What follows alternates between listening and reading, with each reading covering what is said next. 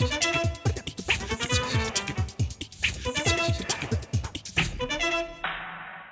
welcome to the interview on France 24. We have the pleasure of joining Ambassador Gérard Heureux of France, this month's Security Council President here in New York. Welcome to the programme. Good afternoon. Obviously, we have to start with Syria. It's been dominating council talk and council business for a while now. Now, despite the fact that we saw the resignation of Kofi Annan last week, a resolution passed in the UN General Assembly criticising Security Council inaction, you yourself have said that the Security Council is deadlocked. In your month of presidency, do you see a way forward? Well, as I've said, actually there is a deep division, a deep political division between on one side Russia and China and on the other side the large majority of the Council. We have faced 3 vetoes in 1 year, which is quite extraordinary, and I don't think that we have seen 3 vetoes in a row on the same issue since the Cold War. So I guess that in political terms I don't see how we could move forward in the Security Council on the Syrian issue. So for us, it's quite a challenge because, of course, the French Minister of Foreign Affairs, Laurent Fabius, would want to use our presidency to try, to break through, or at least to try to move towards a solution in the Syrian crisis. So on the political front, as I've said, it's quite difficult. So maybe on a humanitarian front, maybe we could convince Russia and China to join us. What would that mean exactly? You know, right now there is no humanitarian access in Syria, which means that all the humanitarian aid has to be channeled through the Syrian Red Crescent, which is quite decent, but which is totally overwhelmed by the challenge. 3 million of Syrians actually are lacking food, medicine, children's food.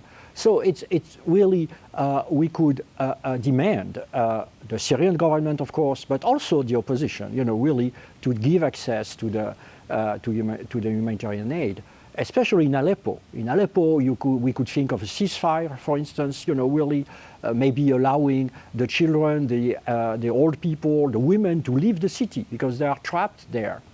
So again, we are in contact with all the members of the Security Council, and we'll see what is possible. I mean, this access to humanitarian aid could mean anything from helping agencies on the ground to humanitarian corridors, which are you seeing this as a way in which to gain access of the international community to more people, or would it be more limited in scope? Well, humanitarian corridors means military force, so it's totally unacceptable by the Russians and the Chinese. But you yourself wouldn't mind that? I mean, really, we wouldn't mind. But the problem is, again, we are blocked, and we are not going to act without the endorsement of the Security Council, which gives the legality to a military operation.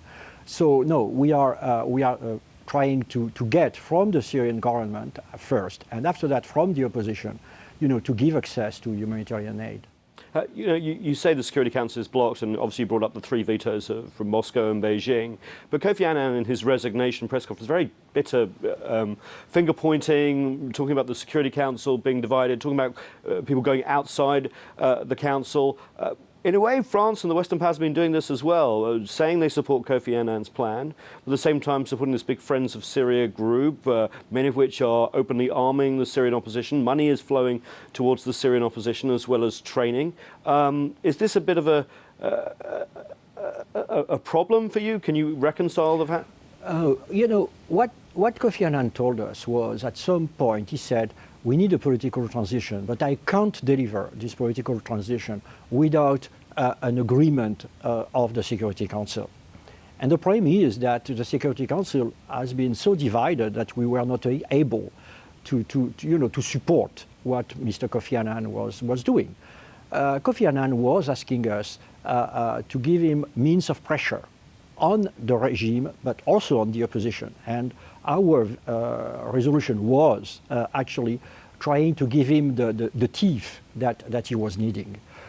So in a sense, I would consider that it's China and Russia which didn't support what Mr. Kofi Annan was doing. So you were pressuring the opposition by supporting them or giving them money? Or? As for the money, I don't see if we are giving any money to the opposition. And also, you were referring to the weapons flowing to the opposition. But frankly, if the weapons have been flowing to the opposition, it's surprising that the opposition has had for the 18 months only light weapons. So we have not been very effective. No, I think that is a sort of idée reçue, that, common wisdom that weapons have been flowing into Syria. First, in this part of the world, weapons are circulating. Really, there is a border from Iraq. Light weapons are everywhere. So I guess they have light weapons. They may received light weapons from Iraq, maybe. But as for the heavy weapons, they have not received it.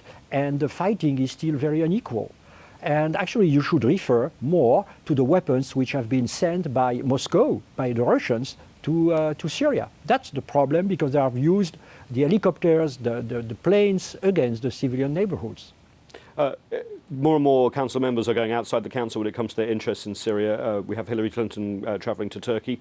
What is France doing on the diplomatic front in terms of trying to contain and get this crisis in some sort of solvable manner? We are trying to work with the Turks and with other countries to unify the position, really. And Mr. Laurent Fabius, the French minister, will go also to the region at the mid of August. How difficult has it been for you, for Ambassador, in these past few months? Because the atmosphere inside the council consultations have been pretty nasty, and sometimes in front of the camera too. Have you ever seen a Security Council so divided and also ideologically divided? No, it's quite nasty, actually. I give you an incredible anecdote. Really, the Russian ambassador has accused the French government actually to have appointed somebody who was working with Annan to another job to undermine Annan. The former head of peacekeeping, Jean-Marie Guéhen. Exactly, and he did it in front of the camera. It's quite outrageous. No, as I've said, I've told you, free vetoes. It's really a political crisis. Really, there are two sides in the council: Russia, China, and the majority. Of course, we would want to bridge, really, and to bridge between them. But for the moment, I'm quite doubtful that we will be able to do it. Is this showing the impotence of the UN? The UN, always I said, the United Nations, there are these United Nations deciding to work together. So there are some issues where simply we are unable to work together. But considering the consensus over Côte d'Ivoire, we saw in Libya, and then suddenly it's come to an end. Oh no, because for instance, on the Palestinian issue, the Council, the UN is totally unable to act. Really, even when we try to condemn the Israeli settlement policy, we try to condemn it by using the words of President Obama, and the US vetoed our resolution. So, really, so there are some issues which are very sensitive where we don't reach a consensus, and it's not new. Let's talk about a couple of other issues that there is a potential for consensus. Mali, obviously, very worrying, especially of what's happening in the north of the country. The African Union had been in discussions with you. There is one resolution passed, but as yet no authorization for a multinational force to go in. Is that going to come soon? Because things are not getting better in Mali. No, I think we are, in a sense, we are available. The Security Council, through the resolution 2056, has said that we are available to consider a request by the Africans, to send a force in Mali. But first, we need to have the Mali authorization. The Mali authorities have to request the force. Secondly, we need to have also the request from the Africans themselves. So far, we have not received either of them, but we are expecting and will consider positively this request. Do you think, in a way, everyone's moving a little too slowly for what's going on the ground? Actually, I think it will be a long crisis because first you go to Bamako. After that, for the reconquest of the north, you have negotiation, but also military intervention. But you have to rebuild the army of Mali, and it will take a lot of time. No, unfortunately, I think that we have to consider this crisis in terms of a long crisis. And obviously a crisis that's been going on for a long time is DRC and the eastern DRC. 4 years ago, Goma nearly fell. There was an intervention by the UN force on the ground. It looks like we could see that again with the M23 rebels. Do you think it will come to that? It's a hopeless situation, and in DRC and especially in eastern DRC, we are going to a tragedy, from a tragedy to a tragedy, and it's only the civilians who are suffering, the women who are raped, and the people who are killed or displaced, and in this chaos, I think the UN force is doing its best. For the moment, we are decided, the UN, we are decided to block the road towards Goma. And actually we have our forces there. Our attack helicopters have shot repeatedly at the rebels of the M23. But again, our means are limited, and it's not a fighting force. It's a peacekeeping force, which is quite different.